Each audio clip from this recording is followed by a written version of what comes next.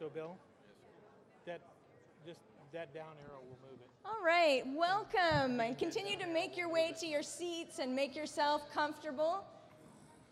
My name is Terry Pearson, and I just want to welcome you tonight to the City Utility Rate Review. I'm here with Christina Albo. Go ahead. Hi, my name is Christina Albo, and both Terry and I work for a nonprofit organization called Resolutions Northwest. So we're here to facilitate tonight, and I just want to acknowledge that we have about 5 volunteers who are also helping out tonight.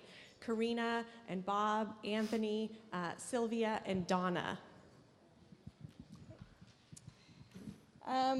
So as you are probably aware, and we'll talk a little bit more about this in just a minute, but we're here tonight to give a chance for the city staff to talk about, to share some information about the proposed utility rates for water and sewer and stormwater, and how they arrived at those rates, what drives those rates. And then also to really allow the mayor and city council to hear from you in terms of what are your reactions, what are your thoughts, what are your questions and comments on that.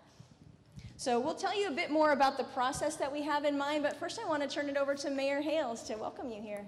Well, thank you all for coming, and we appreciate this opportunity to be here in Parkrose High School. So first of all, thank you to the school district for accommodating us here tonight. I told Karen Gray this will not be our last use of this facility, so thank you so much for having us in your house.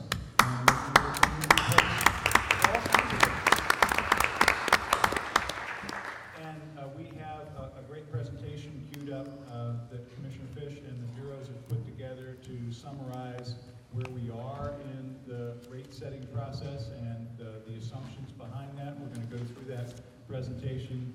Our facilitators are going to manage this discussion tonight, and we'll get as much, I hope, reaction and ideas and suggestions from you in this early stage of the budgeting process that will really help us as a council guide these important decisions.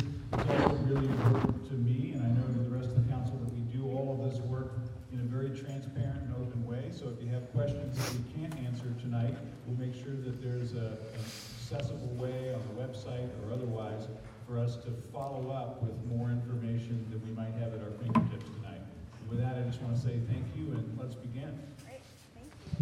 I'd also like to take this opportunity to welcome our other council members tonight. Thank you for being here, Commissioner Salzman, Commissioner Fritz, Commissioner Novick, and Commissioner Fish. So we just kind of wanted to start by getting a little bit of the temperature of the room and see who's here. So if we could just do, by sort of the show of hands, who in this room either lives...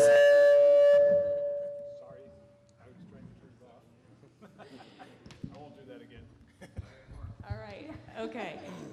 Well, another one of us might do that again, so we'll try not to. But so can we just get a show of hands of who here lives, works, or goes to school in the Parkrose School District or Outer East Side? Great. Okay. Thanks for coming tonight. Cool. How about folks from the Inner East Side? Okay, a lot of numbers. And the West Side? And they're all grouped together. Yeah, with some signs. How about folks from outside of the Portland area? All right, great, welcome. And how many of you here are staff of elected officials or city staff? Okay, great. Great. How about media? Who's here with the media tonight? Okay, I see one, and I see a couple of cameras. Great. And we imagine there are people in the room that know a lot about the utility rates and maybe people who are coming to learn about them. So how many of you feel really informed about what the utility rates are? And somewhere in the middle, you know a little bit? And how many people are new to really understanding what the utility rates are or how they are determined? Okay, great, so a mix of you all. And kind of along those lines, how many of you are here tonight with a group that's actually organizing around something related to utilities or utility rates? Great. Thank you. Now, when you consider your level of concern about these rates and how they are set, how many of you feel you have a high level of concern? And a medium level concern? Not much concern at all? Okay.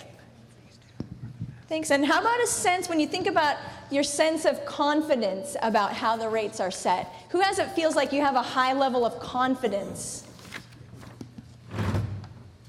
Okay. Who has a pretty medium level in the middle somewhere? Okay, a good handful of those. And whose level of confidence is pretty low? Okay, great. Just welcome everyone. Thank you. So we wanted to give you a little bit of an outline of how tonight is going to function. I think Mayor Hale sort of outlined that a little bit. This is going to be a combined process of both providing information about how utility rates are set, both from the Water Bureau and from the Bureau of Environmental Services.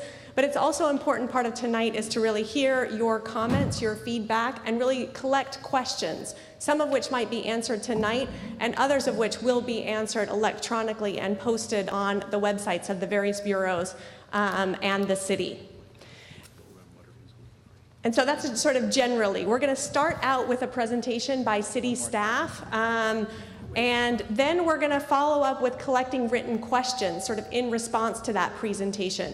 You might have come in already with a certain number of questions that you would like to ask city staff, but we're going to ask you too to really think about and listen to what the presentation they brought you and see what kinds of additional questions that might raise.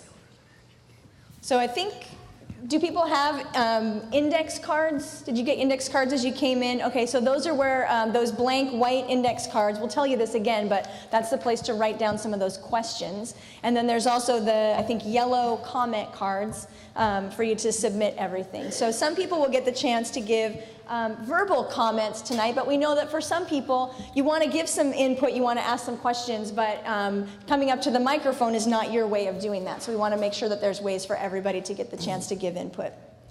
So what we'll do is, for this process, after the presentation and giving you a chance to form some questions, we're going to begin with, we're going to do public testimony. And just out of curiosity, how many people tonight are feeling like you'd really like to have the chance to say something? You're pretty sure you'd like to be able to speak tonight?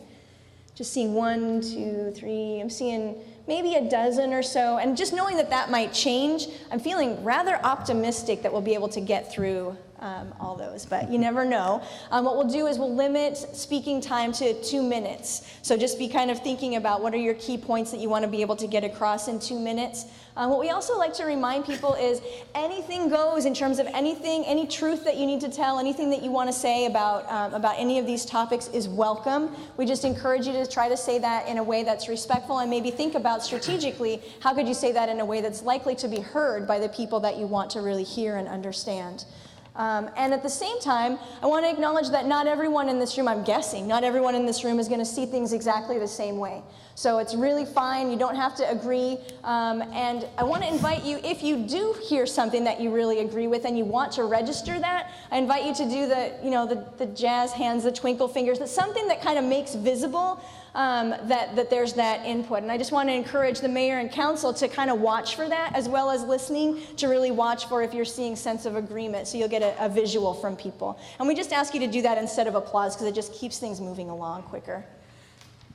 So what we're going to be doing in the middle of the public testimony portion is for those questions that you've written down on the index card, we're going to funnel those over to some staff over here. And what we'd like to do is we're not going to have an opportunity tonight to answer all of those questions, but we'd like for those staff to be able to group some of those questions where there might be themes and to have staff have an opportunity to answer those questions. And so it's going to be both a mix of your public testimony and answers to your question, just kind of acknowledging, as Terry said, the different formats in which people like to be able to either give comment or ask questions, verbally or in written form. So we will, after we kind of go through the time we have available for public testimony, we are going to hold aside some time so that at the end, we want to give council and the mayor the chance to reflect back. You know, we'll give we've set aside 3 minutes for each of you, which I know is not a lot. The chances are you may have more than that you'd like to reflect back, answer, clarify, but that's what we've kind of set aside in order to maximize time for community members to speak. So you get to use that as you wish at the end. And really the idea that council is here for is to really hear from you and listen from you. So that's why that time is a little bit limited. And we do need to exit this, kind of begin to clear this room pretty promptly at 8:30. But the information stations that are out there in the lobby will be available for a little bit after that. So if you still have questions, if you still want to get the ear of one of the city staff members, I believe there will be people hanging around for a while to continue the conversations informally. Other just logistical things, we do have interpretation for Spanish, Vietnamese, and Russian languages. So if volunteers could raise their hands, if people need that interpretation. We have Angel over there who is interpreting in Spanish, and we have Yeliana and Hong Nguyen who are interpreters here. So just so you know to locate them if you're in need or you know someone who's in need. And if you are getting this message, you've probably already figured out that ASL interpreters are right here. All right. Great. So is that about it? I We'll move to the presentation. Yeah, we didn't build in a break. I just want to let you know, feel free to get up and stretch. Feel free to walk out. Actually, even during the presentation, if you want to get back out to the information stations, talk to some city staff, even while we're still continuing this process, you're welcome to do that. Restrooms, if you need them, are kind of back out that way. So I guess that's about all we need to say to you. So we're going to kind of step out of the way and begin to transition over to our presentation. So folks that are working with the lights, you can begin to dim the lights. And I just want to remind you, we'll give you light after this to write down your questions, but notice what questions come to mind that you may want to ask.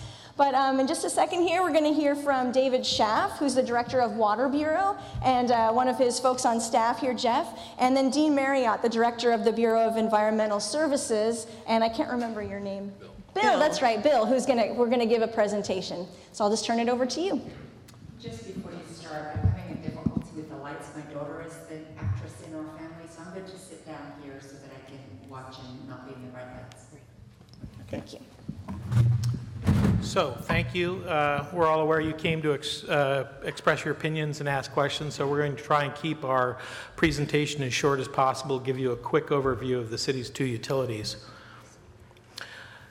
To set the stage for our presentation, we wanted to share with you what the average residential customer in Portland pays for water, sewer, and stormwater services here in Portland.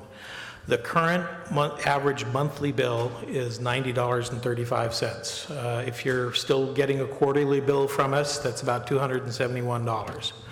The proposed 4.92% combined increase would add $4.44 to that average bill for a total of $94.79. Introduce yourself.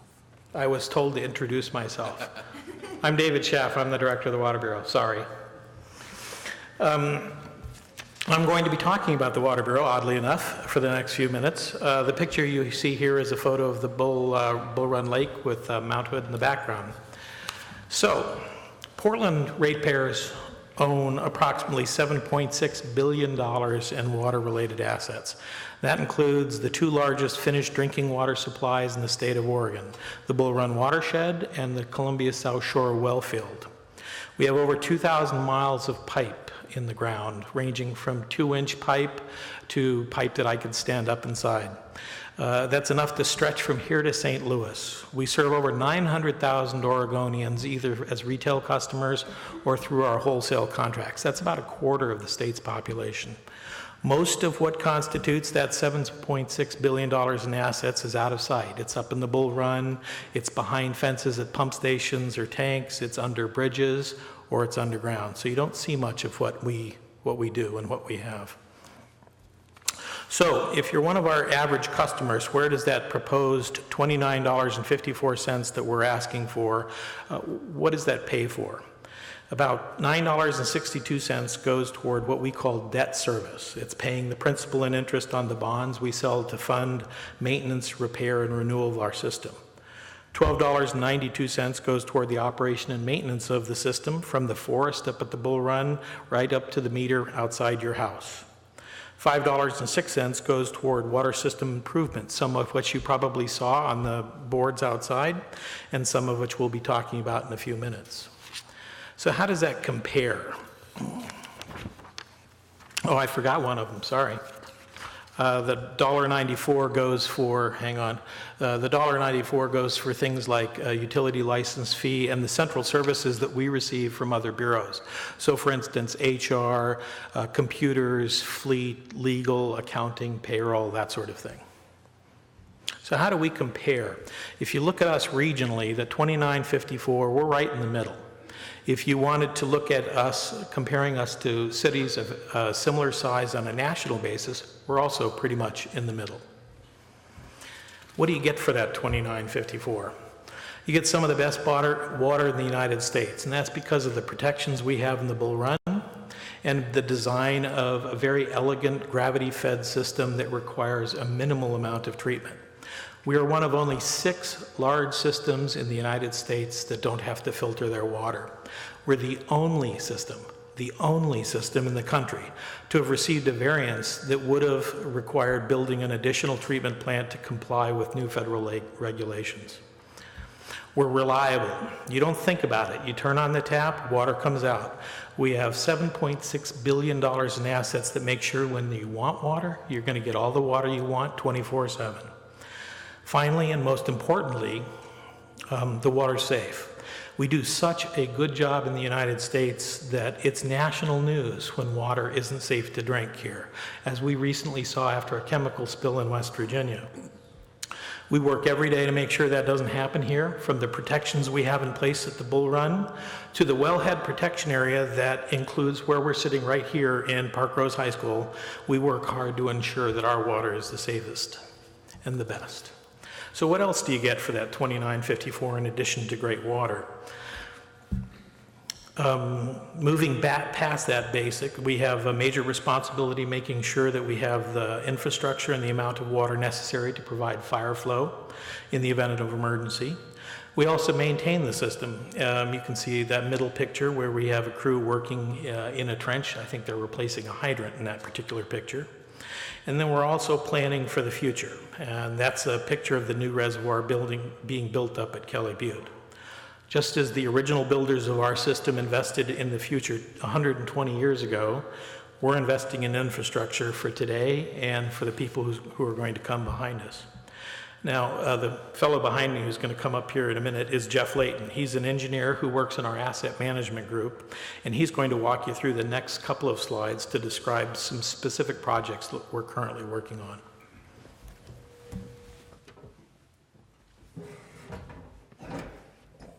So I'm going to talk to you about some of our piping system. As David showed you in one of the slides, we have 2,200 miles of pipes, or 12 million feet of pipe. Eventually, we'll need to replace all of that pipe, but if we did it now, that would cost $2.5 billion, 1/3 of the total value of the water system. So we're pretty selective about which pipes we replace. This is an example of one of them. We have a small pipe at this location. It was too small to deliver water for fire flow. It was leaking, and it had internal corrosion that was causing water quality problems, so we elected to replace it. We have 100 pipes on bridges across the city, including this one that was here on Grand Avenue above Interstate 84. When we inspected the pipe, and the picture on the top left shows some of that pipe, it was badly bent or misaligned, and luckily it had not failed at the joint, which is the area that's highlighted there. If it had, it would have flooded Interstate 84. We estimate the damages in the millions of dollars. We avoided the millions of dollars of damage by changing some of replacing the end of the pipe and also bracing that. So for a $230,000 investment, we avoided millions of dollars in damage. Not only do we look at pipes above highways, but we also are very much concerned about the pipes that cross under highways and railroads. We have hundreds of those. This particular location that's shown, we had one underneath a railroad. It's standard practice now when we put in a pipe to make sure it's encased. So the water's in a pipe, but that pipe is in another pipe, so that if the inner pipe with the water fails, it'll be contained. If it wasn't contained, it could wash out the railroad. A couple other features of this particular pipe that we replaced is that it was very shallow. The more shallow the pipe, the more likely the vibration from the trains was going to cause it to fail. And it was also made of brittle material. So we replaced this pipe with a deeper pipe encased with a more flexible material. And those are the kinds of decisions we're making to maintain our piping system, to manage those 12 million feet of pipe. So, what do outside agencies have to say about us? Moody's is one of the rating agencies in the United States that measures the creditworthiness of municipal agencies. Moody's has assigned a AAA rating to Portland. It's the highest possible rating. There are less than a dozen water agencies in the United States that have a AAA rating, and we're one of those agencies. So, what are our challenges? We're a highly regulated utility, as you can imagine. We continue to see increased state and federal regulations and requirements, and those regulations and requirements have no money coming from the state or the feds to implement those regulations. That's all on us, all on our ratepayers. As many of us are beginning to learn, Portland's in a highly active earthquake or a potentially active earthquake risk zone. We don't have a lot of earthquakes, but the expectation is when we have one, it's going to be a big one. The map in the middle slide represents the high hazard earthquake risks here in Portland, and if you look, orange and red are bad. That's pretty much all I need to say. We have better slides out in the hallway. Finally, we do have a 120-year-old system. Our chief engineer likes to say that Portland's a great place to be a pipe. We have miles of pipe that are original to our system, and they're still going strong. But we have approximately 200 main breaks a year, and this last slide is a picture of the pipe that failed near Southeast 8th and Southeast Division last August. As Jeff said, it'll take a while for us to replace all those pipes. At our current pace of replacement, we're on about a 400-year replacement cycle, and we're pretty sure that all of our pipes aren't going to last 400 years. So that's the presentation for the Water Bureau. I'm going to turn it over to my colleague, Dean Marriott, Director of the Bureau of Environmental Services. Okay, good evening, everyone. I am Dean Marriott, and as head of Environmental Services, I actually head up two utilities. You have in Portland a water utility, which you just heard David describe, and you have Environmental Services, which actually houses two utilities, the sewer utility and the stormwater utility. We're going to talk briefly about them both this evening. First, as you saw about water, what's your Environmental Services assets? Well, they total over $12.5 billion worth of value. Included, you'll see on these photos here, two treatment plants, including the Columbia Boulevard wastewater treatment plant in North Portland, which is the largest publicly owned wastewater treatment plant in the state of Oregon. As you heard with water, we also have over 2,000 miles of pipe. So if you laid them end to end, I think you'd reach the Atlantic Ocean, actually, if you put water and ours together. We have 97 pumping stations because a lot of what we have to deal with doesn't flow uphill, so we have to assist it by pumping it. And we have one on Swan Island, which we just finished a few years ago, which is as large as a 15-story building underground. It's the largest pump station in Oregon.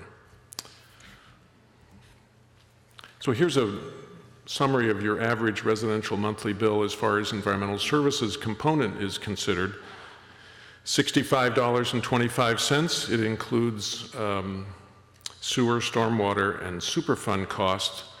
The thing that I note about this is that the $32.54, which is approximately half of your bill, goes to pay interest and principal on the debt. As you no doubt know, we have just completed the largest public works project in the history of the city of Portland, dealing with the combined sewer overflow, often called the Big Pipe. Successfully completed that on time and on budget.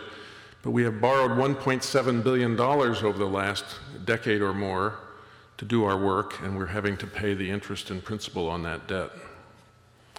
Well, how do we stack up? You saw the chart for water showing them right in the midst of their comparable cities, and we are very much the same. We actually display 16 cities here, and I want to just explain that for a moment. I mentioned just a moment ago that we've completed our combined sewer overflow abatement program known as the Big Pipe. Most of the cities you see on this chart, as a matter of fact, there's 700 more cities in the United States that have not yet finished dealing with their combined sewer overflow problem. What that means is when it rains, you have sewage flowing into the river or their harbors. Philadelphia is faced with spending $2.4 billion, Cleveland $3 billion, Baltimore $1 billion, Cincinnati $3.5 billion, Washington, D.C. $1.3 billion, Kansas City $3 billion.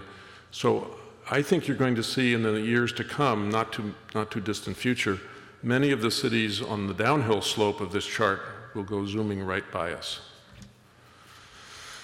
So what does your system do for you? Well, of course, everything you put down the drain comes to us. And we turn it into something that, when it reaches the river after we're finished processing and treating it, is fishable and swimmable. It's quite a task because we treat 28 billion gallons of sewage a year, which is the equivalent of 42,000 Olympic-sized swimming pools. We also do stormwater management, which keeps goods and services and your trips to the grocery store or to your work able to happen even during the rainy weather we have in Portland. So that's where the stormwater management comes in. We also do flood prevention. Many of you are familiar with the chronic flooding that used to happen in Johnson Creek watershed all the time. We have been very active in the Johnson Creek watershed, and as a result, I'm happy to say that the work that Environmental Services has done has substantially reduced the likelihood of flooding in Johnson Creek. Just one example. The other thing we really focus on is the maintenance of our system. The last thing we want to do is have our system back up and put sewage in a place that it doesn't belong, like somebody's basement. So it's a major challenge for us to keep up with making sure that our system is properly functioning and maintained. Right now I'm going to ask Bill Ryan, our chief engineer, to just step forward for a moment and talk to you for a minute about our maintenance and reliability program. Bill?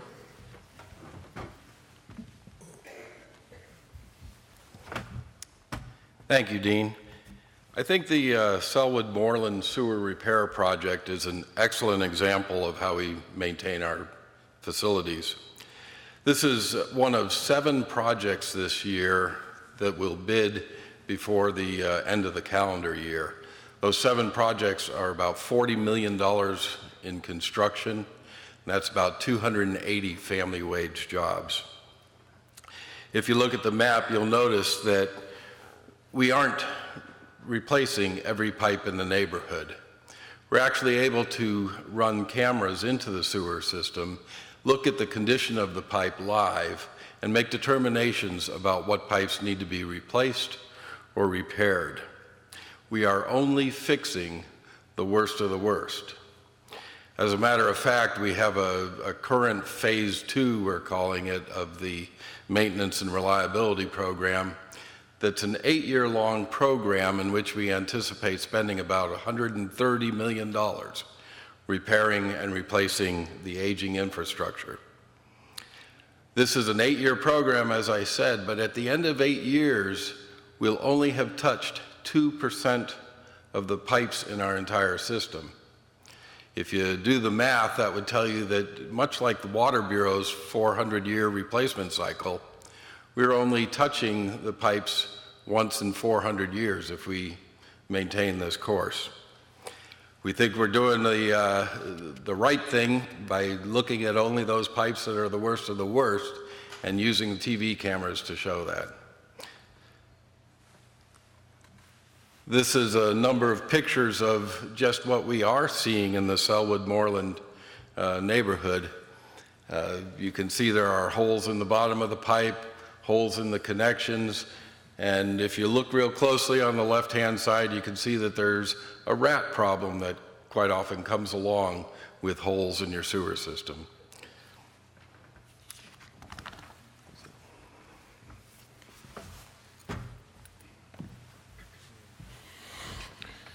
Thanks, Bill. I'm not sure I am comfortable following his reference to a rat, but I'll do the best I can.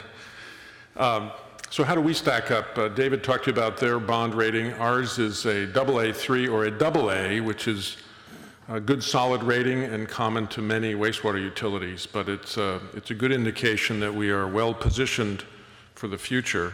And it's very much like your own personal credit rating. It sets you up to borrow the money to do the things you need to do to have a better future. So what are some of the challenges we face as a sewer and stormwater utility? Well, financial market uncertainty, not unlike what you and I face every day in our private lives, interest rate shifts or the threat of potential inflation. We deal with federal and state regulations all the time, just as the Water Bureau does. And we're having to address them on a regular basis. And I can tell you that, if anything, they become more and more stringent over time. And we also have to deal, of course, with aging infrastructure. You saw the photos. This is a picture of, in southeast Portland, right next to the Buckman School. As a matter of fact, in the background of the picture is an elementary school. So sometimes the infrastructure fails, even though we are trying very hard to catch it in time. This is a chart that describes the condition of our assets, and it includes 3 bar charts. The one on the left in gray is the transportation system. Most of us see the transportation system and experience it every day, so I'm sure you're quite familiar with the status and condition of the transportation system. But since you don't see the water or environmental services infrastructure very often, we thought you'd like to see how we stack up. And environmental services is the green bar in the middle. And you can see that a vast majority of our condition is either good or very good, which is a good thing. And yet, about $2 billion at the top of that chart is either in poor or very poor condition, so it needs our attention. And the Water Bureau also has very good and fair condition is the vast majority, but they also have about $1 billion worth of assets that need attention. So combine those two bars, the green and blue, total almost $20 billion. And just to sum up, here's a summary. We're back to the beginning again here. $29.50 approximately a month goes to water. $65.25 covers sewer, stormwater, and helps to pay for the city's obligation of Portland Harbor being listed as a Superfund site. Well, and what do we get for this? David talked about plenty of healthy water, as much as you need when you need it. So we want to underscore the public health protection. We do not have the outbreak of various diseases that used to take place from people in the old days of drinking bad water or living next to their sewage outfalls. Our watersheds are healthier now. Our urban watersheds are healthier now than they have been since before the Second World War. And we're continuing to plan for the future, which I know we all need to do. Portland is continuing to grow. We need to provide for the future. We need to provide for the next generation of people wanting to live here. And we need to provide for economic growth and job opportunities.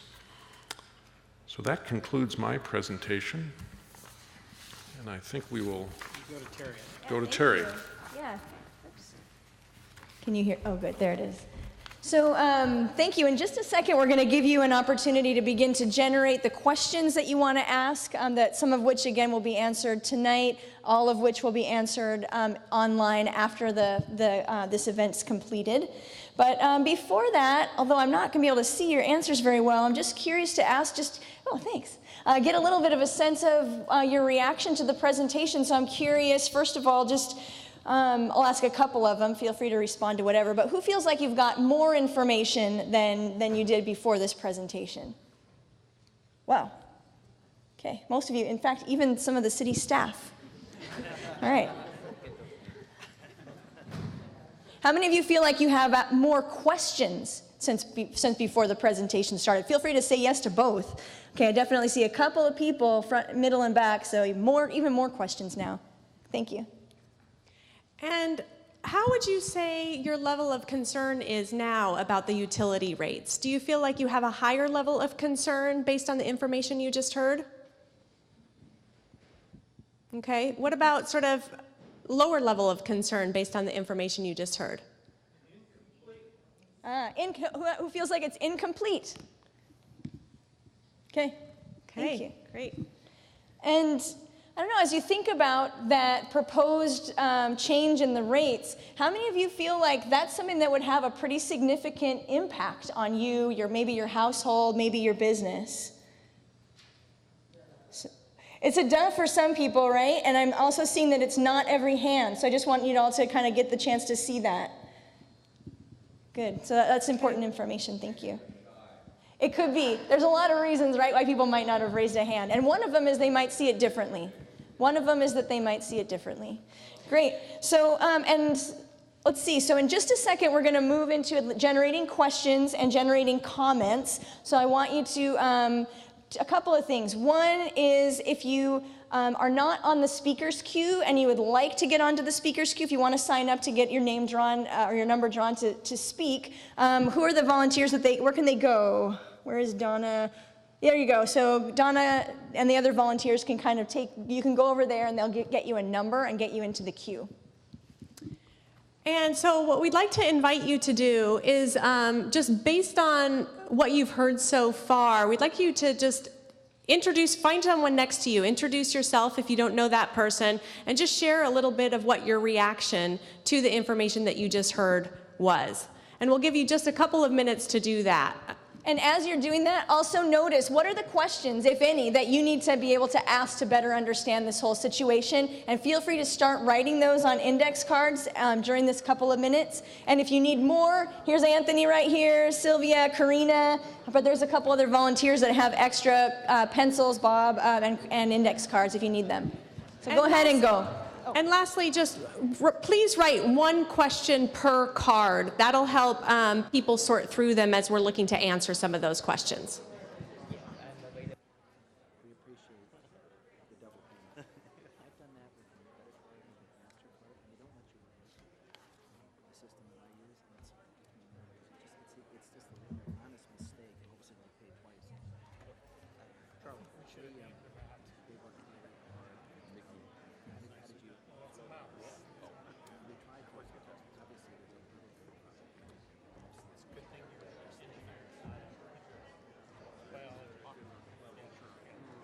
Josh, get in line. Don't just because you're a staff guy. I saw you expressing a high level of concern. Get down there. You don't get preferential treatment.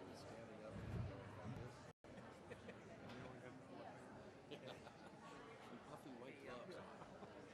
Nicely done. And the mayor was very complimentary.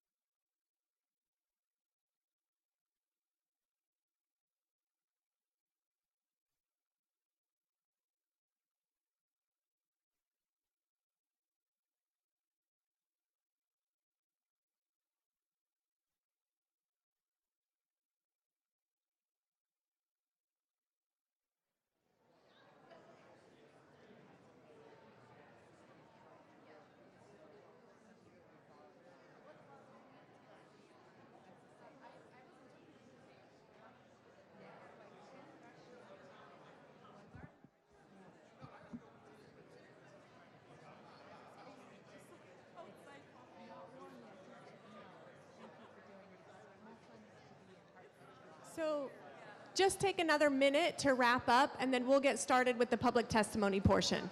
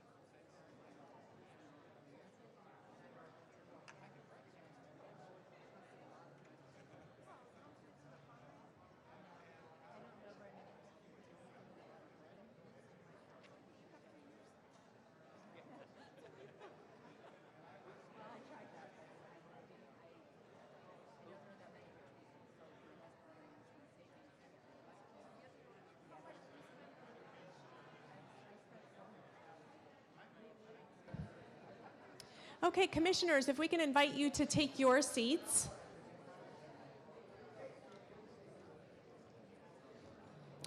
And we'll begin by sort of just providing some instructions and parameters around how the community input process is going to work. So Commissioner Fritz, I'm going to ask you to go back up. Or cross over to the other side of the aisle would be fine if she wants to stay down there too. Yeah, because we're going to use those seats.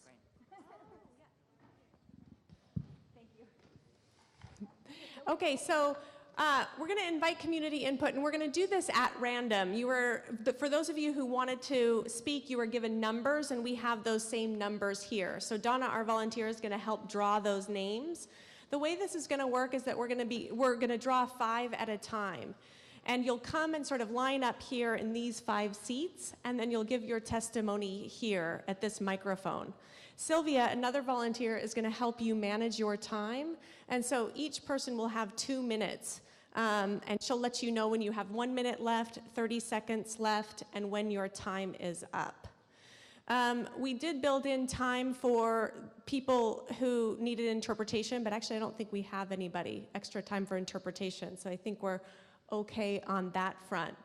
What will happen after that first set of 5 community input, we'll check in with staff to see if we have a question that we can ask one of the Bureau directors or their staff that could sort of answer some of those questions.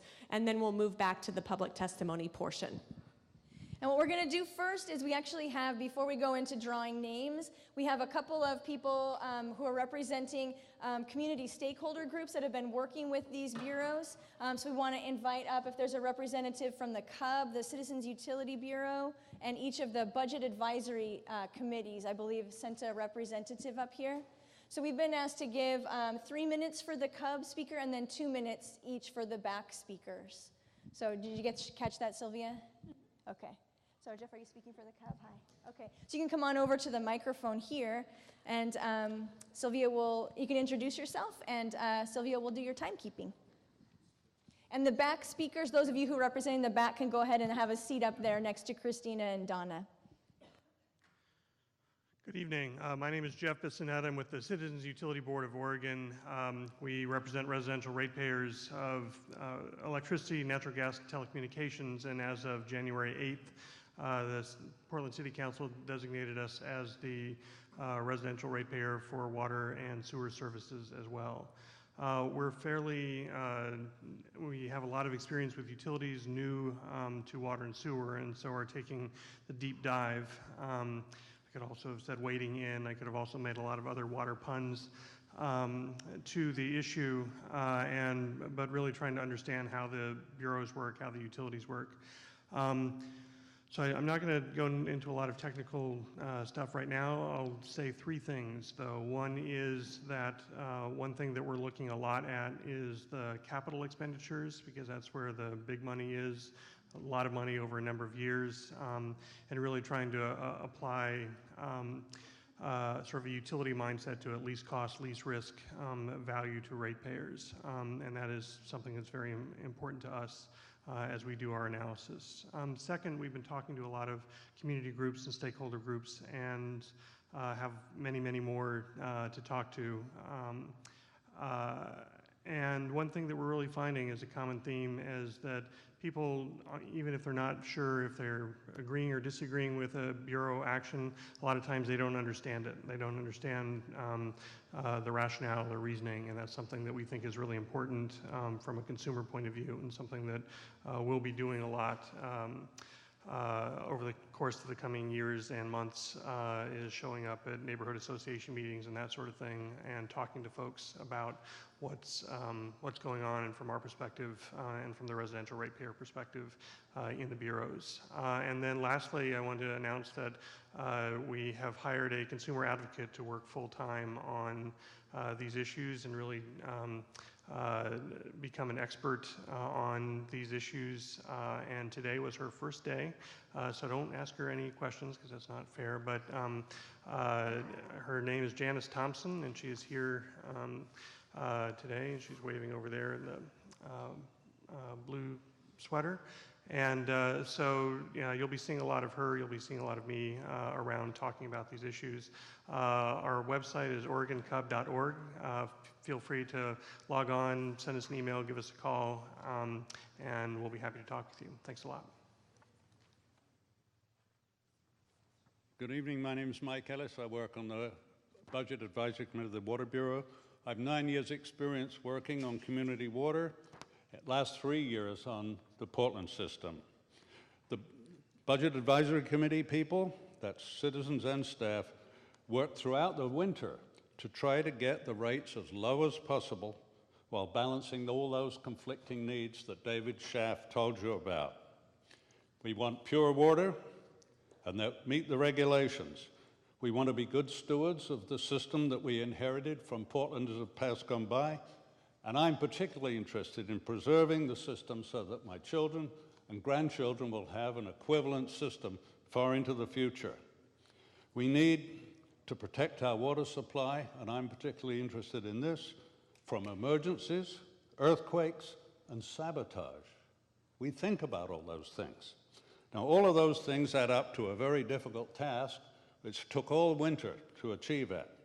And I can tell you, it's an extremely complex system. I think you're getting the message. So let me assure you that the citizens representing you on the committee drill down all through the winter into the data. The staff are completely transparent, and the Bureau is responsive to our requests. Nothing is hidden. So I believe we've managed to invest in all the projected programs with an increase of only $1.93 per month for the typical residential customer. You can have confidence that this budget is a responsible one that recognizes today's budget realities. Thank you very much for listening. Thank you. So I see some jazz hands out there, and just thanks, just to remind you, if it's somebody says something that really resonates for you, feel free to use those. We also neglected to mention that actually the first group of people that we wanted to invite forward are people who might have childcare responsibilities that would be for young children, that would be very helpful for them to be able to give their public comment earlier rather than later. So is there anybody here who would like to give testimony that needs to be priority as a result of that? Okay, so why don't we have you come forward? I think I just see one person. Is there anybody else? Okay, so Donna, why don't we go ahead and draw 4 additional numbers to come forth? Oh, sure. Actually, I'm going to have you draw and show me. So we have number 21.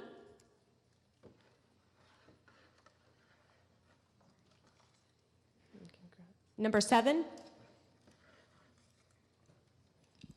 Number 13.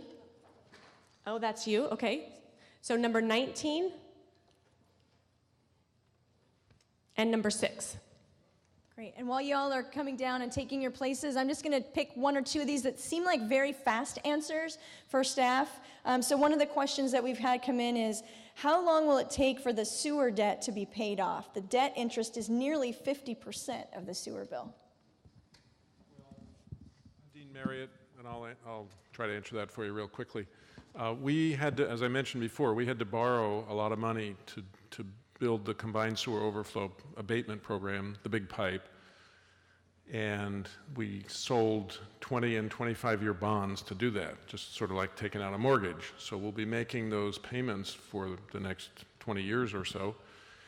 At the same time, though, because of the age of our infrastructure, and you saw those pictures of Westmoreland, those are just representative photos of the infrastructure in a lot of the city, we're going to have to continue to borrow some money in the years ahead in order to keep up with the aging infrastructure replacement program. Thanks. Let's go ahead and hear from somebody from the community. Thanks. Hi, I'm Beth, and first of all, I want to thank you for accommodating those of us who have bedtimes to get home to. My question is related to the ballot measure that's coming up, and just having some questions around if that passes. I know there's a lot of green infrastructure that currently ratepayers are paying for. That's sort of part of that planning for the future that I feel like we as a community really value. And so I have concerns that if that passes, that will no longer be paid for out of ratepayer funds. And so then I'm wondering what's the likely ramifications for other services, social services, things like that, that rely on general fund dollars, and whether that will start to squeeze those services even further. And I have a feeling that folks may want to respond, because there was definitely a question there. I just asked Karina, our volunteer, to write that down as a question that we'll either incorporate here tonight or get out on the thing. Go ahead, yeah. And anything that you want to say about what's important to you about about what's behind that question for you. Well, I mean, I value both of those things. I certainly think that it's very important that we be mindful of creating a system that creates less stress on our sewer system in particular, I know there's lots of rain garden projects and various things trying to accommodate stormwater so it's not going into the sewer. But I'm a social worker, so I very much care about those services, and I know that the pie for those services is already too small, and so I would hate to see that squeezed further. So that's where I'm coming from. Thank you. So thank you. Thank you. Oh, okay. It doesn't. You can go. Hello, my name is Regna Merritt, and I'm here with the Oregon Physicians for Social Responsibility. I worked with at least three of you on a huge city effort to secure a variance from the LT2 requirement to treat our source water. It was a very expensive process. The city put a lot of resources into it, and we won that struggle. We secured the variance, and thus far we've been able to avoid additional costs of perhaps $100 million to build a treatment plant in the Bull Run. So that's really good. However, I believe there's a vulnerability in the Water Bureau programs, and therefore in this budget too, that I'd like to address. That we have a 3 strikes you're out variance. If we find crypto 3 times, we're going to have to build that treatment plant. During recent years, and I've talked to several of you about this, the Bull Run Tour program expanded exponentially from bringing in several hundred people a year to bringing in several thousand people a year. That market expansion largely took place during the tenure of Commissioner Randy Leonard. And last I heard, it sometimes involved activities that included people's hands on equipment that went into water, drinking water that's upstream from the intake for the city's process. I have 30 seconds, so crypto can be asymptomatic. People can be in the watershed. Visitors can be in the watershed handling equipment and not know that they're symptomatic. It may seem like a theoretical risk, but what I'd ask is that we go back to the more modest tour program that we had in the late 90s, and I think there's a significant decrease in the risk of bringing crypto in and having to pay $100 million for a treatment plant. Thank you very much.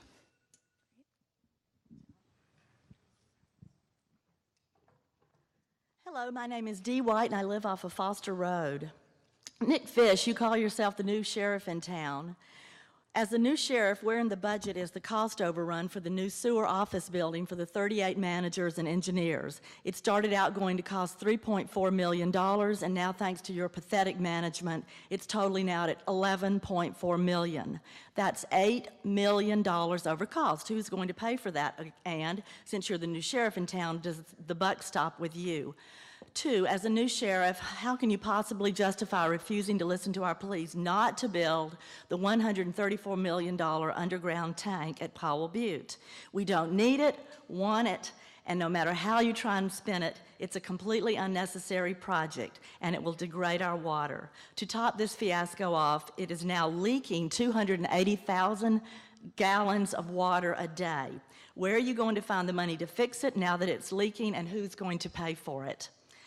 I'm insulted by the remarks you and Mayor Hales have said about the backers of this initiative to implement a public water district. We are not terrorists, we are not sinister, and it is not ill-conceived. I am sure Greg Chamoff, who authored this initiative, is insulted as he is the former counsel of the Oregon legislature. He knows how to write legislation. The ongoing lawsuit was our last resort. Now you're scrambling like roaches in the kitchen to undo your pet projects, including your illegal loan from the ratepayers of $52 million for our small responsibility in the Superfund cleanup. It's time for a change. I'm fed up with your budget overruns, your cronyism, and your pet projects. Affordable water and sewer are basic necessities. This is an equity issue, and you and all of the other political elites don't have the slightest clue. Thank you. Show with your hands. I think it's easier for people to see if you wave as opposed to clap. So we're taking away from our partner's hand here. Good evening. My name is Randy. I have a house 6 blocks from here and another one about a couple miles down that belongs to my wife, where the water bill just replaced the meter and blew my pipes twice, and I had it fixed. You guys might know me. You sent me a letter saying you want to know more about it. Consequently, that's not what I'm here for. As this is a tough thing to pass after this lady in front of me did a beautiful job. It's a tough act to follow. However, as a concerned individual, your numbers are way out of whack. I've got a wife that's half my size and a son, and my bill is $352 every quarter for water and sewer. $450? I've got 2.5. So how do you figure this? I'm getting into my early age right now, and I just don't have enough money to go around and keep going on with stuff. It shakes me up because I'm the past president of the chamber here in the 80s. Consequently, gentlemen, I find this to be kind of hard for me to swallow. I'm going to leave it at that. I might even give you 30 seconds and walk away, honey. It's good. Consequently, I want to let you guys know I'm not the happiest camper, and there's a lot of people here that aren't. I think it's time to sharpen our pencils, do a better job. And if there was a vote for D, none of the above, I would vote for D. Thank you. Again, I'm going to ask again, please hold applause because it really interferes with our ability to draw out here. I want to just acknowledge, hang on a second. I want to just underline that a couple of questions have come out in part of that testimony. I just want to double check, Karina, that you're capturing those questions so that those will be part of it. And Anthony's doing some scribing over here to capture some of the themes. So it really helps. If you can really show, please make it visible, but when you clap, it kind of takes away from our time to give to other people who want to speak. Thank you. Hi, I'm Mary Legaubo. I'm with the West Multnomah Soil and Water Conservation District. And before I got into the Soil and Water Conservation District side of things, I wanted to quickly say, as a mother that also lives in Portland and has a lot of concern for the future, I wanted to reiterate the concerns about the watershed service programs in general. But I'm here today specifically for the Watershed Resource Center with a deep concern about the fate of the program there, which actually impacts the fate of our sewer infrastructure. In Southwest Portland, we have a lot of very challenging sites and a lot of private landowners dealing with severe erosion and stormwater outfall issues. And the Soil and Water Conservation District partners heavily with the Watershed Resource Center on addressing these issues. And unfortunately, we don't have the capacity to take these all on ourselves. And the Watershed Resource Center has been instrumental in addressing these through both educational programs and financial endeavors to including fundraising and grants to really deal with this issue for a small fraction of what it would cost if it was just left to itself. So I have a more detailed testimony here, and I brought copies if you'd like them. But that's the long and short of it. I think I can be brief. And please do leave the written comments as long as they are. And I'm really, thank you so much. Thank you for showing that great. And do leave that with one of the volunteers or one of the city staff. Christina, are we ready to call some more numbers? Yeah, Donna? so the next numbers I have are number 1, number 4, number 15, number 22, and number 2. So as y'all are making your way forward, I'm going to pose a couple more of these questions that have come in. So one of them is, if the combined overflow of sewer and stormwater overflow is completed, why then is the city continuing to construct bioswales? I'll be glad to answer that. Dean Marriott again. When we made decisions as to how big to make these tunnels, which we now talk about as the big pipe, we intentionally sized them so that they were not overbuilt, because that would have spent a lot of extra money. So we properly sized them for the current population of Portland, and we committed to handle any growth in stormwater generated, because what causes combined sewer overflows is stormwater getting into the sewer system. So the goal is to keep stormwater out of the sewer system. So the green infrastructure like green streets and bioswales are very effective at doing that. So it was really a cost-saving device, and we're committed to keep investing in green infrastructure because it makes good economic sense for the ratepayers. I think we're ready over here. Okay, great. Great. So I'll have you come up first, Dr. Gray.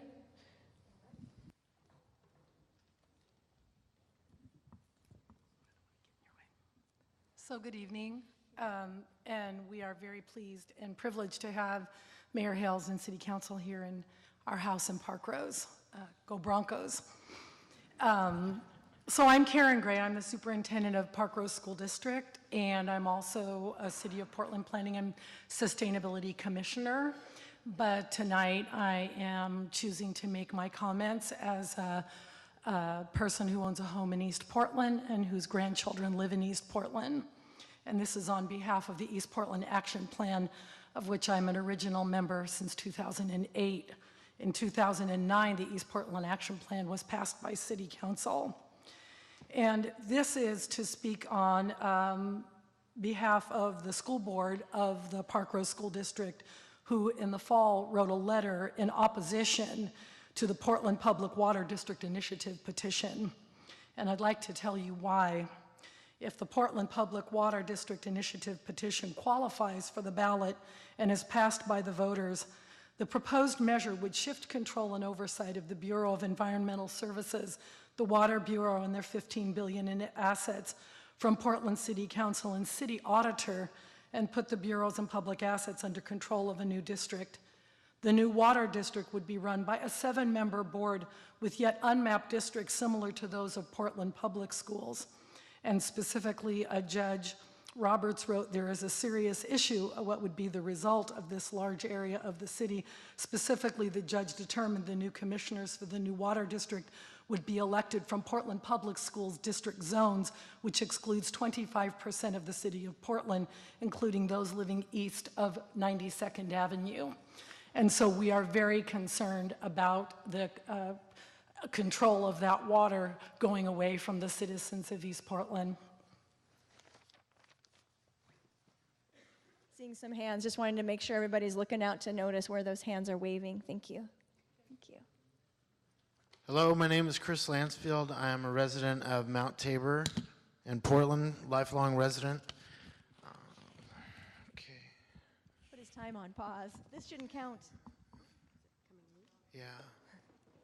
Okay. Thank you. Okay. Thanks. Okay, so I live in Mount Tabor. I've lived there most of my life, and I walk my dog around Reservoir 6, and it's been empty for about the last year and a half, and I would just like to know why. I would like to know why the Mount Tabor reservoirs are being scheduled for decommissioning when they work fine. There was $23 million of improvements done to keep them in working order. The Mount Tabor Park is on the National Registry of Historic Places, and I feel it's a tragedy that they would be considered for decommissioning, and I just want to know why. I also want to know why there was no further fighting of the LT2 waiver.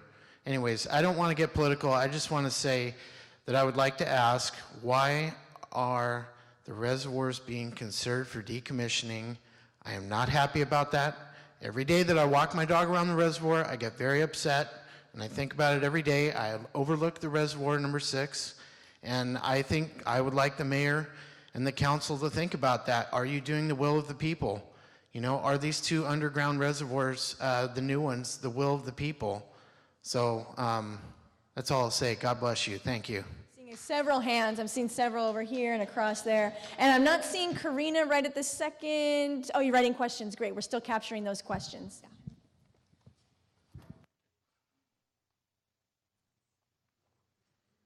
No, we'll hold the questions, but we'll try to work these into the queue for one thing. And if there's not time, if everything doesn't get answered tonight, it'll be answered on the website. Hi, my name is Gary Miniszewski. I'm a resident of Southwest Portland, and I'm here having to do with the support of the Sweeney Watershed Resource Center agreement that the Bureau of Environmental Services has with the Sweeney Coalition. And some of the folks that are supporting that organization, the Watershed Resource Center, are here tonight. I was a planner for for the Oregon State Parks in the Scenic Waterway Program. And I developed many management plans for the state of Oregon for the new scenic waterways like Sandy and what have you. And I was involved with the Willamette River Greenway program with state parks. And in the 90s, when I was doing that, we realized that watershed councils were very important. And boy, I'm getting 1 minute. Watershed councils were really important, and that on the ground citizen work to improve watersheds was the way to go. And I've heard a lot about infrastructure now, brick and mortar, and I know that that's important. But in Southwest Portland, when it comes to stormwater, we got pipes, but the pipes usually go to the creeks. And what we're talking about here is, what we're concerned about is having the staff person with the resource center be kept on so that she can help the groups that are involved with watershed improvement, maintenance, but mostly improvement, because a lot of our watersheds have been really degraded and the creeks have been incised to the point where they're not functioning the way they should be. So that's what I'm here for today, and thank you very much. Good, and making sure we're seeing all those hands. Thank you. Hello, my name is Wendy Herlick, and I am a homeowner in the Park Rose community, taxpayer. And my question is more so from an economics standpoint. And number one, I noticed that on your PowerPoint that you had equal, well, you didn't quite have equal pay. It's like normally we get our bill a monthly, monthly or quarterly statement. And I don't normally see the option to pay it monthly. So that's one concern right there. And I'm like some of the other residents, whereas my bill is normally at least $300, and when my children are at home, it could very well be $450 and at times $500, which was an enormous amount. And I also would like to know, as far as with the future projects that you have that are being planned, how would you ensure future growth and train Oregonians to be able to qualify for those positions to have growth in our community? So I would like to know that, and also how do you give back to the community? Thank you. And there were some questions embedded there. If you want to hand that in, that's great. Or Karina is also taking down those questions. Okay, so that's our group here. I'll go ahead and call the numbers, and then you can ask a question from over there.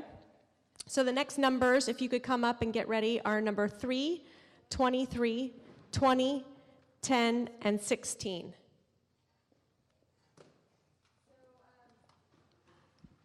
All right, so the next question we've got here is, how will we deal with the huge deferred maintenance of both water and sewer systems? Oh, sorry, caught you when you were talking. How will we deal with the huge deferred maintenance of both water and sewer systems? Oh, okay. I'll start. Well, I think you saw in the presentation, I hope you did, particularly the engineering staff's presentation and description of how we are going about the city analyzing the condition of our system and attacking the problems that need addressing first. We have a very organized way of doing that. We use an asset management approach, which looks at the likelihood of failure and the consequence of failure. So how likely is this asset to fall apart? And if it does, what are the consequences? Is it next to a hospital, a school, under a railroad, on an overpass, something like that? And so we create our capital plan, our 5-year capital plan, based on attacking those problems first. I wouldn't say really that we have an enormous deferred maintenance problem. We are aggressively going after what needs to be addressed to keep the system functioning. It is true, as you heard, that we're on a very long replacement cycle, and at some point that will eventually catch up to us. But for the time being, I think we're doing a very good job with the ratepayers' money to deal with what needs to be dealt with right now. Let me add to that. I have people like Jeff Layton behind me. Jeff Winter is here. They're the folks that work on what we call that CLEM analysis, the consequences and likelihood of failure, and trying to identify those assets that we have that need to be replaced. Either they're broken, or we need on a preventive basis, like the bridge example that Jeff gave you, or the under railroad crossing that Jeff gave you, where we go in and proactively work with those. I live in an area in inner northeast Portland, and the fire hydrant that serves my block has a date stamp on it from 1895. That fire hydrant's doing just fine. There's no reason for us to replace that just yet. Now, we don't have parts for it. We can't salvage it. Eventually, it will be replaced, but it's not something that we're going to go off and do willy-nilly. On the other hand, I would be willing to bet that sometime in this week, somebody's going to knock over one of our fire hydrants, and we'll go out and replace that one because obviously it's due for replacement. So we try and make an assessment of what needs to be dealt with immediately and what needs to be dealt with over the long term.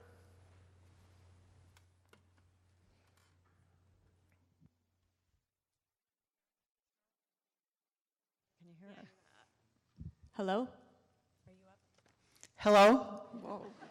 I guess you're awake. I'm Mary Ann Fitzgerald, president of Southwest Neighborhoods, and we're here as a block in support of the Watershed Resource Center. For 13 years, we have partnered with BES in improving water quality in Southwest Portland. It's a critical element of BES's public involvement requirements under its federal stormwater permit.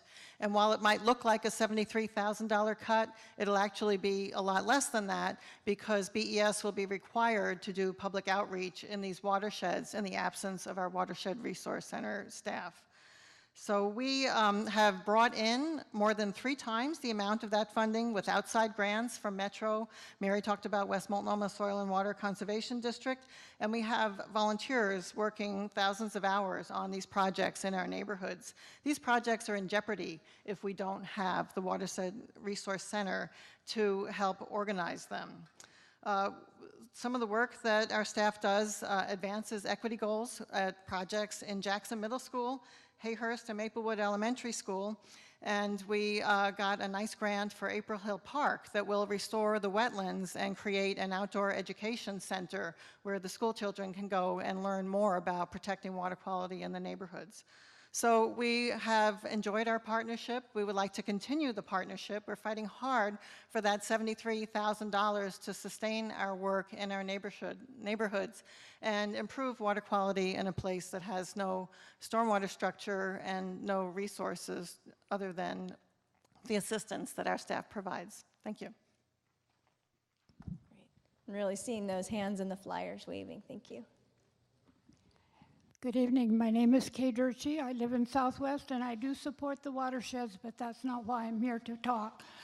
I also serve on the City Water Bureau Budget Committee, and I'd like to emphasize what David just said, that we do on that budget committee intense, and I mean that intense. I have 2 or 3 big volumes of information at home that have been put together over the years on the analysis of what needs to be done and when it needs to be done. And I support the the budget as it stands. I have one other thing that hasn't been mentioned yet tonight, and that is that thank you, that I do support the budget, but I want you to look at your bill and take 1/3 of the top figure on that bill, and that's your water bill. The rest of it is sewer bill. And I want you to also look in the middle of your bill where it says you can pay the bill monthly if you choose to. So that's my concern. My question is, will you please continue the subsidy that you give to senior citizens on their bill every single month or quarterly, whichever way you want to put it? I spoke very strongly for this a couple of times back before this same group, and I urge you to continue that service to our seniors and disabled people of the community. Thank you. Thank you. Sir?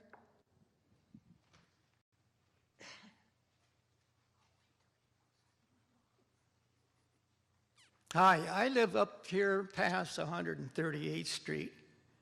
Moved here in '67. In that year, I spent a month living at the Mowry to see where I should live because I had 3 kids in school. And I eliminated Portland, I eliminated Lake Oswego, I eliminated Beaverton for various reasons and settled on Park Rose because I did a lot of flying in those years.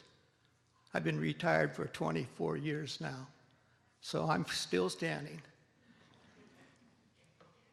I thought this was going to be a meeting on the rates, not on how to fix pipes and stuff like that. I'd done that. I was in the waterworks and sewer business on a manufacturer's representative level, calling on wholesalers such as Consolidated and United and all these people that sell to you people. City was a very good customer indirectly. They bought a lot of copper, 200,000 feet in 1 year from me. Anyway, I only got 30 seconds. Okay, here I go. I wrote a couple of notes down. Why should our rates pay for the police and firemen's retirement? You don't say. I talked to the city many years complaining that, and they finally put it on the bill.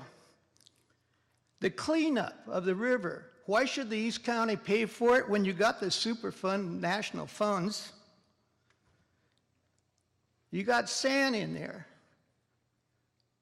in the water that comes into my house. I constantly have to talk to the water district to come and blow out the special pipe that they put in my cul-de-sac because I was on a dead end. I hear it. Time's up. I don't know if you noticed as you were speaking, I saw several of the commissioners up here and down below just jotting notes, so I know they're hearing your question. So we're asking them not to answer now, but I know that they heard the question. So thank you. Okay. I hear some people really wanting him to finish. We also we're really close to being able to go through everyone. Well, I'm disappointed in this meeting because I thought it was rates. And you are welcome to comment on rates. But this is one that I am really disappointed against. Did anybody see the front page of the Oregon? Sir, I'm going to ask you, actually, your time is up. My time's up. Yeah, I'm going to ask you to sit down. Why should us out here pay 84 to 96% of our assessed value on our property?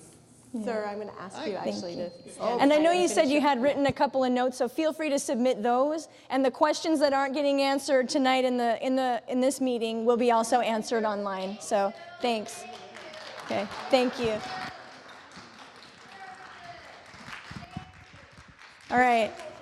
Okay, I'm sorry. I need to turn the attention to our next speaker, who's also waited all evening to get a chance to speak. Thank you. Sorry.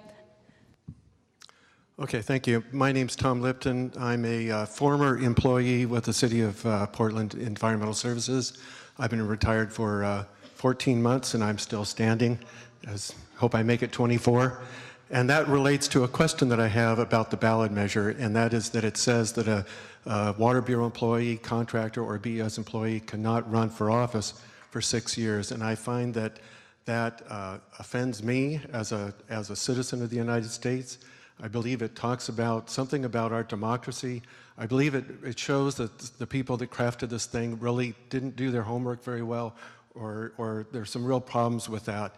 And so aside from that, I have a question in the form of a suggestion, and that is I'm asking if you could consider creating, and this is relative to the information that came out tonight. Having worked there, I really didn't see it quite so clearly how you packaged up how big our problem is with the infrastructure, and especially the gray infrastructure. Those costs are related to pipes and other gray infrastructure. It's not related to green infrastructure.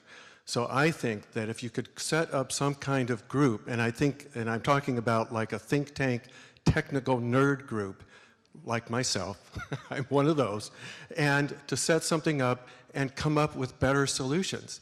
Let's go beyond green. Let's figure out what is the next step and what is the next big thing that would help us, especially my experiences in environmental services. I don't know about water, but to really figure out how can we get this problem reduced, because we're so dependent on pipes. And the pipes are billions of dollars. To fix the pipes is billions of dollars. So no matter how we look at it, we've got a lot of expense coming up, whether it stays the way it is or whether it changes. We need to find some good solutions. And that's, so thank you very much. Great, thank you. So Terry, I just want to do a time check. We have about 10 more minutes of the public comment, and we're nearly through our numbers. So I'd like to call up the last 5 people, and we'll go through that last section. So we have numbers 24, 12, 11, 17, and number 9. And as you're coming up, I'm going to give an answer that Commissioner Fish told me the answer to a few minutes ago. Someone asked, why can't I pay my bill monthly rather than quarterly? And I've been told that anybody who has specific questions that relate to your bill can find somebody from city staff, from the Water Bureau, I think it is, right? Who can help. So folks are waving their hands. Just give your billing information. They will follow up with you and get your questions answered. So that's your place to go. Great. And is there anybody else who was called? Because I'm going to call one more. I have 4 people here, so I'm going to call one more, number 25. Okay, so why don't you go ahead and go first. My name is Linda Robinson. I live in East Portland.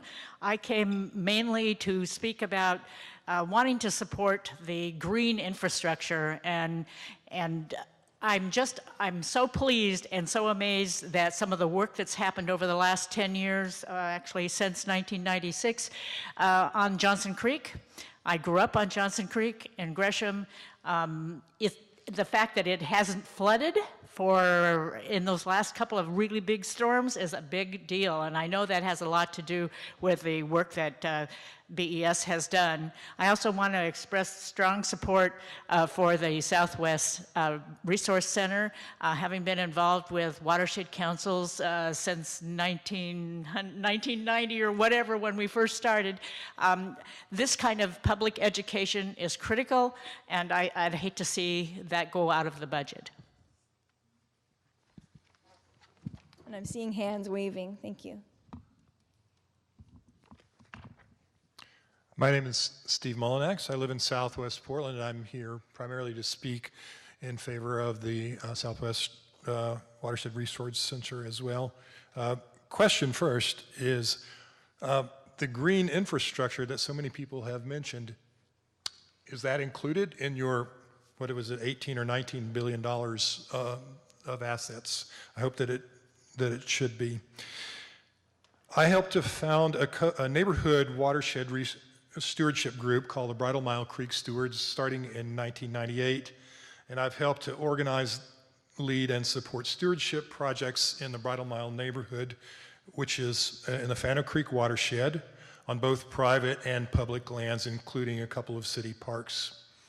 When we began these efforts, there was very little volunteer-based restoration work going on in Southwest Portland, partly because there was so little support for it. Grant writing, planning, outreach, technical guidance, ecological expertise were difficult for us to access. We learned slowly at first, but as we connected with the support of the Watershed Resource Center and other agencies, we learned to effectively marshal the required resources to complete and maintain our projects. Citizen-led restoration efforts are much more numerous now, widespread and successful in Southwest Portland, thanks in a great measure to the Watershed Resource Center. Their continued effort is crucial to maintain and increase these efforts through access to tools coordination, electronic media, grant writing skills, and technical information. BES gets tremendous leverage, as Marianne testified, from the Watershed Resource Center towards its goals of stormwater pollution reduction and public involvement, and I urge that the funding be continued for it. Thank you.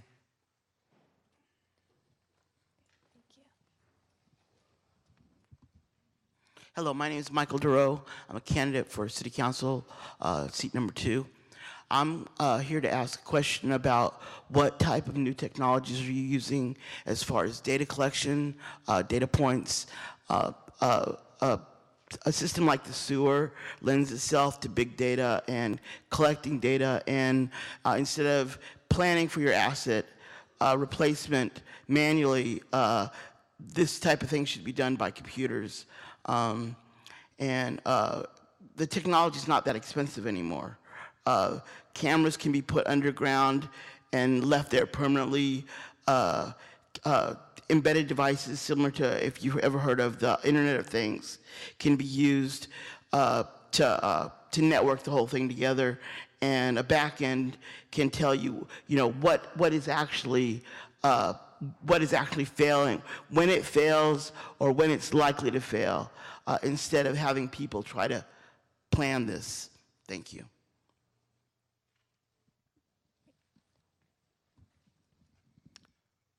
Good evening. My name is Kent Crayford. I'm the Chief Petitioner of the Portland Public Water District Initiative. I formerly also served on the Budget Advisory Committees for both the Water and Sewer Bureaus. And I want to speak briefly about the regressivity of water and sewer rates. How many folks here live in Park Rose and have more than one person in their household? So when the City Council spends money, especially when they spend money on things that have little or nothing to do with the water and sewer system, that affects those who can least afford it, because those costs are apportioned based on the amount of water that you use. They're not apportioned based on the value of your property or your income tax, or your income.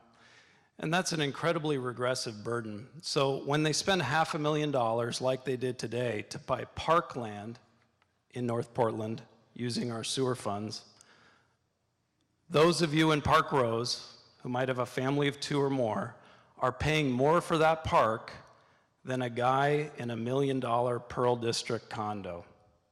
And that's not right.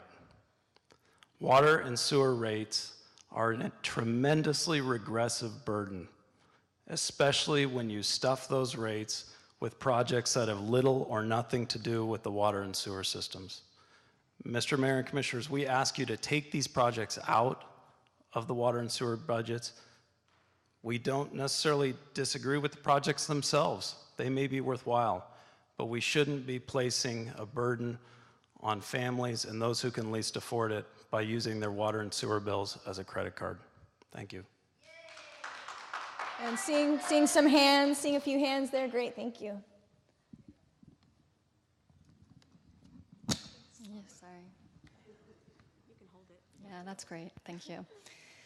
My name's Kelly Barnes, and I'm a community member for the Portland Water Bureau Budget Advisory Committee. I was also a spokesperson for Clean Water Portland during the fluoride campaign, but I come tonight representing my own individual views. When I first heard about the water initiative, I thought it was a great idea in concept, until I started objectively looking at some of the concerns that the initiative proposes. With doing independent research, I've come to the conclusion that there's more risk with that initiative than the current system. However, I do agree that historically there have been some concerns with ratepayer dollars, and I think there needs to be more proactive solutions that we hear from the city. Hearing words in the newspaper and a city address such as sinister does not do that justice any cause, and I feel that we need to come to middle of the road with real solutions. I do consider myself a water activist of sorts, but I also consider myself moderate and willing to jump into the objective data. I did approve a 7% proposed budget increase for water rates. Those are different than sewer rates, and the media does not necessarily break out the distinction. It's hard for us as citizens to be discerning. It's hard for us to be educated, and I do feel the City Council can do a better job in that regard, reaching out to the community. It's very hard to objectively make sound decisions, but I'm asking each of you to consider what you're voting on in May, and understanding that it may be not what you're asking for. Let's give the city a chance to find real solutions, but please be proactive in that regard. We're asking for that. Hands are in a couple of places in the room, actually a couple of places across the room. Thank you. Does that cover everybody that was in the speaker's queue? Christina? Sorry, juggling yeah. microphones here. No, that does not cover everybody, but nearly. I think there are about 4 people left that didn't get a chance to provide comment. Came very close, but we are right on time for being able to wrap up. I want to acknowledge that anybody who had more input and didn't get a chance. We'll yield time for more questions. We don't need to speak tonight. Okay, well, I also want to let you all know that there are some places where you all might want to comment on some things that people have asked about. So I'll just really quickly summarize it. Well, but I hear they want to yield the time. So should I go for that? Go ahead and do that, or?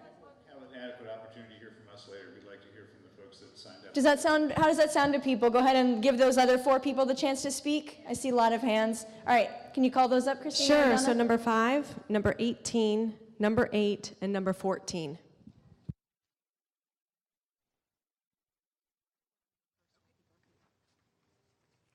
My name's Karen Williams. I'm a resident of Southwest Portland, and thank you for allowing a little extra time.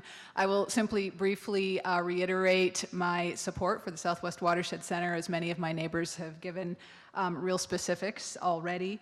I do want to draw your attention again to the amount of money that is being proposed to be cut, $73,000, and the minuscule effect that it seems to me that that would have on ratepayer rates. That doesn't seem to be a cost-effective or really fiscally sensible decision. As you have heard, the Watershed Center brings in at least 3 times the amount of funding as it costs. They fulfill a very important part of the City of Portland's requirements under the Clean Water Act, as well as their municipal stormwater permit. They are providing real services. The Watershed Center provided invaluable service to my neighborhood association in a grant that has been mentioned, and a restoration project on Woods Creek, and I think it would just be foolish and very short-sighted to eliminate funding for such an important service. Thank you. See several hands and signs waving. Thank you. Thank you for yielding the time. I'm Terry Parker, Northeast Portland. I am concerned about ratepayers paying for things like Leonard's Lewis and planting trees on private property. I'm also concerned that there's other ways to fund green infrastructure other than charging the ratepayer. I'm concerned about the Mount Tabor reservoirs and the fact that disconnecting them will remove a bunch of trees. You've got a valve on those pipes. You should just be able to turn it off, and you can use the reservoirs for backup supply. Are you representing the autocratic rule of the federal government or the people of Portland with your decision to disconnect and decommission these reservoirs? I'm also concerned about the transparency of the new reservoirs. The cover on top of them seems to obliterate the cracks that leak. I'm concerned about the $450,000 caretaker's house at ratepayers' expense in the building that somebody else mentioned earlier.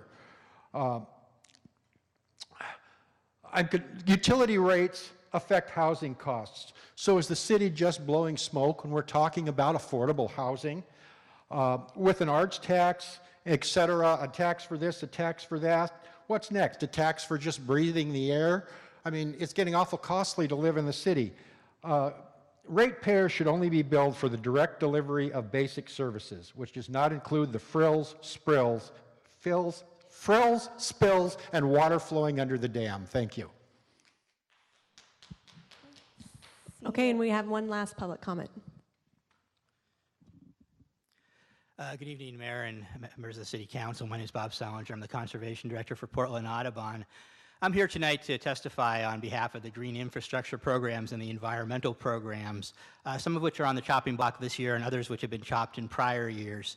One of the really sad things about this initiative is it has spent most of its energy attacking community-based green projects, the projects that improve the health of our communities and our neighborhood. And these projects are absolutely essential. We don't have high water bills and sewer bills because of these projects. We have them because of things like the big pipe, federal mandates to clean up the messes that we have made. We also have them because we have an aging infrastructure that's 100 years old. When people compare our cost to other cities, you have to look at the specifics of why the prices are so high. And those are the reasons. And unfortunately, we're stuck with that for quite a while. But when it comes to the green infrastructure, the fact is these are not frivolous expenses. They save us money.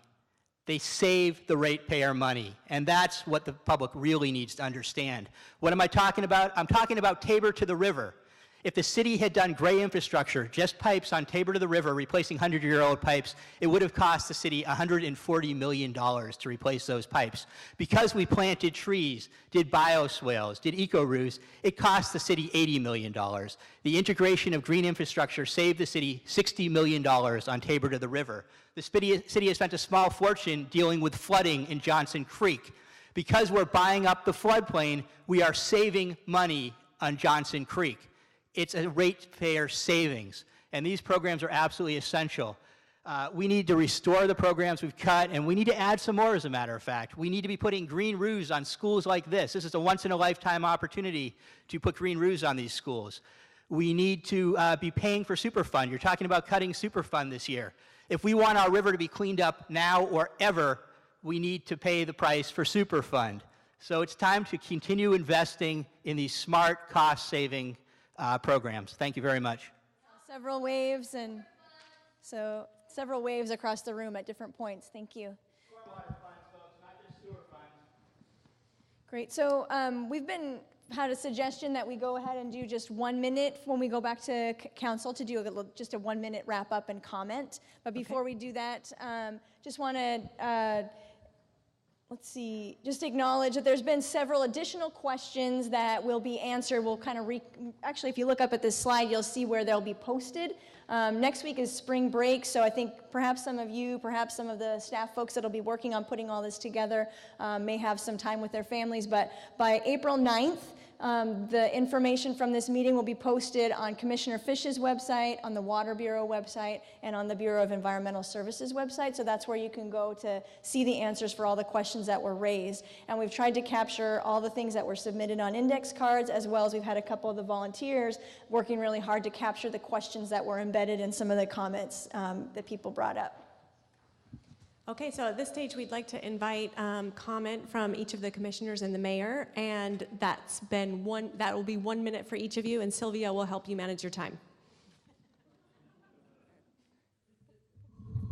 Is this on? Okay, well, I want to thank everybody for coming here tonight. I appreciate everything you all had to say, and we will be considering all your suggestions as we do set the rates for the coming year. And so thank you. That's all I have to say.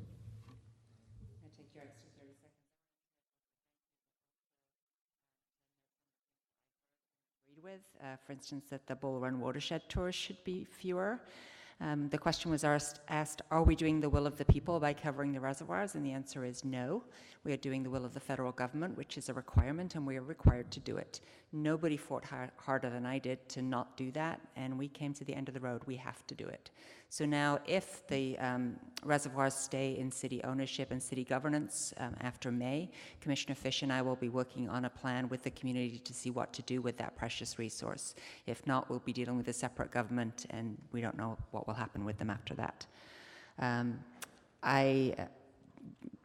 The question was raised about the parkland, the $500,000 that was spent today on parkland was actually only $500,000 out of $5 million, which general fund paid for the Colwood Golf Course, which the community has wanted for many, many years. It's 85 acres. 37 of those acres are natural area, which will remain natural area around the Columbia Slough.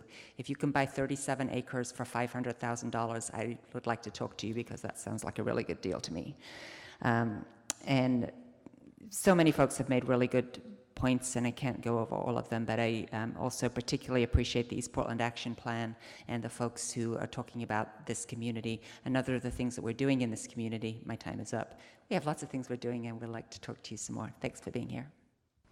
Well, thanks, everybody. We will try to get answers for the number of questions that got posed tonight, posted in a way that you can find them and follow up with us. One, I do want to answer because I also want to make a plea, and that is someone asked, why are we paying for Superfund here? Because the Superfund has money in it from Washington. I'm sorry to report that the Superfund has that many dollars in it. Congress has appropriated $0 for the Superfund. It is an unfunded mandate. So the fund in Superfund is a fiction. But our congressman, here's the reason I want to bring that up, Earl Blumenauer, and our congressional delegation are looking at that issue. And in fact, Congressman Blumenauer is proposing that they refund the Superfund.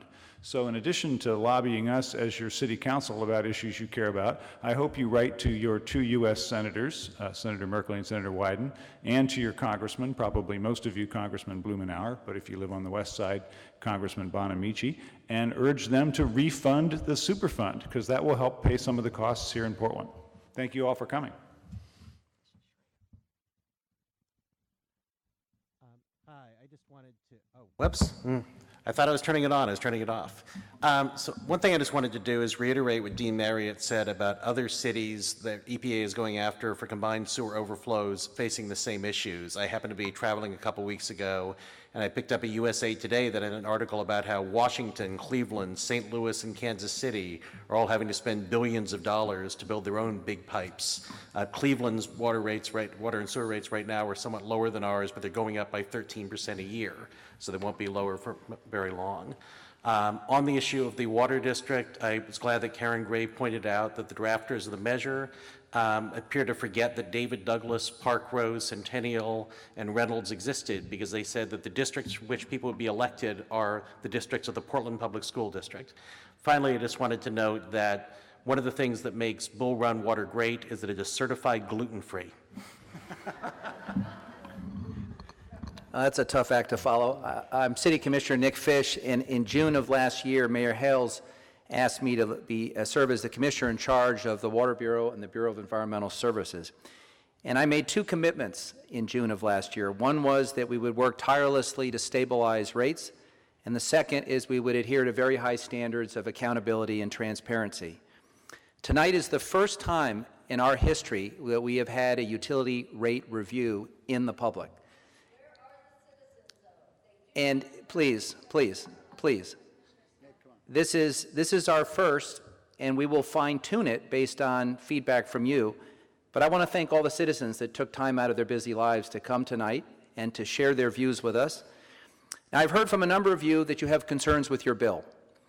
Well, we have staff here tonight, and anyone in this room that has a question about their bill, would you please come up, give us your name and your copy of your bill or your address, and you will get a customized response from either one of my bureaus addressing any concern you have. And finally, I want to thank our facilitators, our hosts at Park Rose, and all of those who made this evening possible, and in particular, the professionals of both of the bureaus that I proudly lead, from the Water Bureau and the Bureau of Environmental Services, who worked tirelessly to pull this presentation together. Thank you. On behalf of staff. Great. Thank you. All right, so I think we're coming to where our work tonight is at an end. We're going to thank you. We're going to invite you to continue to fill out comment cards. You can continue to submit question cards, and I believe out there are also feedback forms where you can give feedback on this event specifically and the facilitation services that Resolutions Northwest provided. And there's an opportunity on those comment cards. Feel free to comment on the input process and the meeting tonight itself. So thank you very much. Thanks for coming out tonight, and continue to enjoy conversation out in the lobby on your way out.